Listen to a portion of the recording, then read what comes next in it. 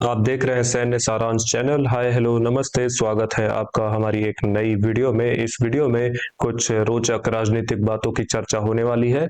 रूस यूक्रेन के बारे में चर्चा होगी और मे भी हो सकता है हम ईरान इजराइल के बारे में भी कुछ एक दो बातें देख लें। वीडियो में आपको बहुत सारी इंटरेस्टिंग और रोचक जरूरी बातों को जानने सीखने का मौका मिलेगा। वीडियो अंत तक जरूर देखिएगा, लाइक करना मत भूलिएगा और अच्छी लगे वीडियो तो शेयर कर लीजिएगा अपने दोस्तों के साथ। शुरुआत करते हैं हम एक बहुत जरूरी खबर से। यूक्रेन ऐसा करता रहता है, हालांकि इसमें कोई बहुत नई बात नहीं है, लेकिन ये एक जरूरी बात है, इसलिए शुरुआत इसी से होगी।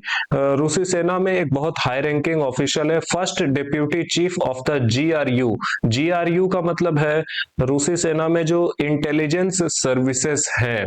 जी हाँ, जो इंटेलिजेंस सर्विसेज हैं रूसी सेना के अंतर्गत, उनके एक बहुत high ranking official first deputy chief को मारने की कोशिश की गई है, जान से मारने की कोशिश हुई थी। ये मोस्ट प्रोबेबली यूक्रेन के द्वारा एक फेल्ड असैसिनेशन अटेम्प्ट देखने को मिला है। Unknown assailant fired several shots into his back end of the lieutenant general. जी हाँ, ये लेफ्टिनेंट जनरल की पोस्ट पर है और इनके पीछे की ओर से, इनकी पीठ पर काफी सारी गोलियों के प्रहार हुए थे, जिसके बाद इनको घायल हालत में अस्पताल ले जाया गया। अभी इनकी हालत कुछ ठीक रिपोर्ट की जा रही है, कुछ स्थिर है हालत में भी। अगर कुछ चेंज हो जाएंगे हालत तो हम आप तक खबर पहुंचाएंगे, लेकिन हाँ, अभी इनकी जान नहीं गई है ये कहा जा सकता है। लेकिन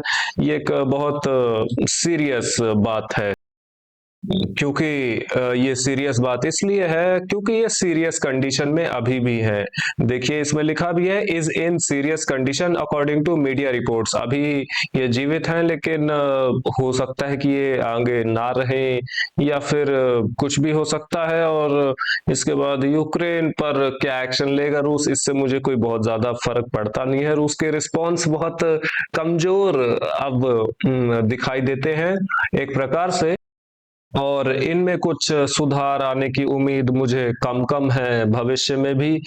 लेकिन हाँ, रूस की तरफ से ये बयान आया था कि ये जो काम किए जा रहे हैं असैसिनेशन अटेम्प्ट्स, ये नेगोशिएशंस को फेल करने के लिए है। इस बात से मैं पूरी तरीके से सहमत हूँ। जब भी रूस और अमेरिका कुछ शांति वार्ता के लिए बैठते हैं, बातचीत के लिए, तो यूक्रेन के द्वारा ऐसा कोई ना कोई काम किया जाता है जिससे कि वो शांति वार्ता फेल हो जाए। चाहे रशियन एयरफील्ड्स पर हमले हो, चाहे पुतिन के रेसिडेंस पर ड्रोन हमले हो, या फिर हाई रैंकिंग कमांडर्स या ऑफिशियल्स सरकारी मंत्रियों के ऊपर असैसिनेशन अटेम्प्ट्स, उन्हें जान से मारने की कोशिश हो। ये सारी चीजें होती रहती हैं। बीते दिन भी हमें देखने को मिला था कि new head of the SBU, Ukrainian intelligence services के जो नए हेड अपॉइंट किए गए हैं, उनके साथ मीटिंग हुई थी जेलेंस्की की, और उसके बाद जेलेंस्की ने घोषणा की थी, अनाउंसमेंट किया था कि एक न्यू टेररिस्ट ऑपरेशन होगा जल्दी ही। ऑब्वियसली जेलेंस्की ऐसा नहीं कहेंगे कि एक टेररिस्ट ऑपरेशन वो करेंगे रशिया के खिलाफ, एक इंटेलिजेंस ऑपरेशन का उन्होंने नाम लिया था। लेकिन हाँ, रूस की भाषा में इसको एक टेररिस्ट ऑपरेशन कहा जा सकता है। सेंट्रल बैंक रिजर्व्स, रूस के सेंट्रल बैंक जो है ये बहुत अच्छी स्थिति में एक समय देखने को मिलता था, आज उससे ज्यादा अच्छी स्थिति में देखने को मिलता है।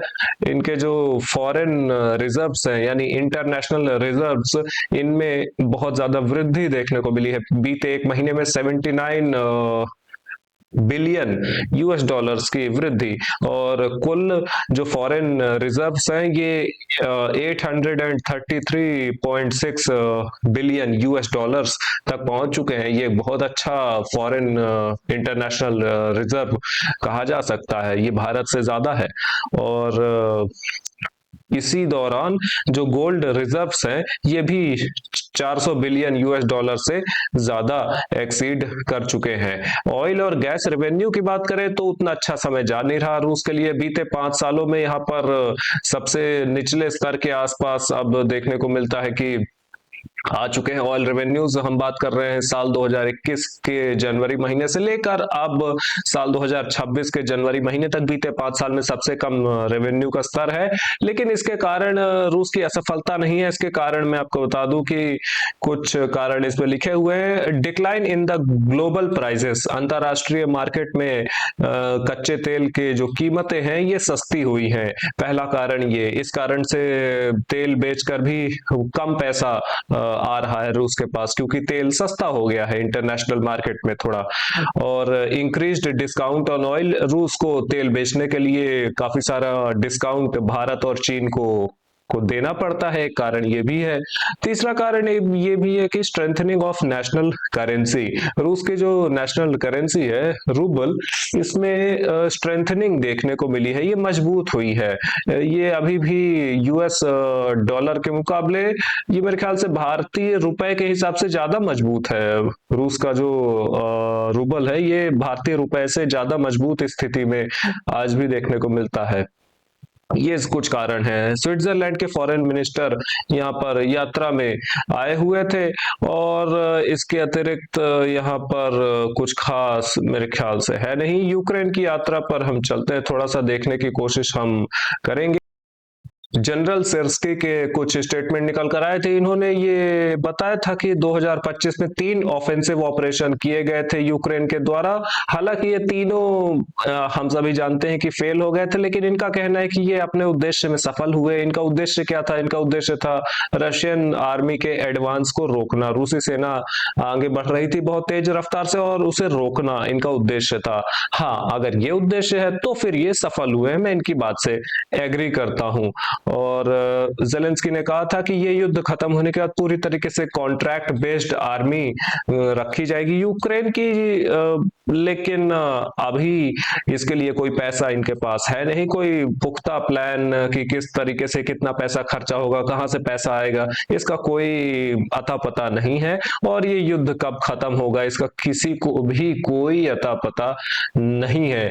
और इसके अतिरिक्त तो मैं देखूं तो Zelensky about heating and electricity, thermal power plant, the next negotiation, अगली नेगोशिएशन जेलेंस्की ने कहा था कि अमेरिका में हो सकती है। हालांकि मेरे को समझ में नहीं आता, मुझे समझ में नहीं आता कि ये जो नेगोशिएशंस के नाम पर ये जो हंसी मजाक चल रहा है इतने महीनों से या इतने सालों से, शायद 1-2 साल से, इससे क्या हासिल हुआ आज तक, और ये क्यों ये की जा रही है? कभी तुर्की में, कभी यूनाइटेड अरब एमिरेट्स में, कभी स्विट्जरलैंड में, कभी अमेरिका में, अंत में निकल कर कुछ नहीं आता है। यूक्रेन ऐसे काम कर देता है जिससे कि नेगोशिएशंस फेल हो जाती हैं, या कि रशियन एयरफील्ड्स पर हमले कर देता है यूक्रेन, या कि राष्ट्रपति पुतिन के रेसिडेंस पर ड्रोन हमले कर देता है, या कि रशियन ऑफिशियल्स जो मंत्री हैं या सेना के जो हाई रैंकिंग ऑफिशियल्स हैं, इन ऑफिसर्स हैं, इन पर हमले कर देता है।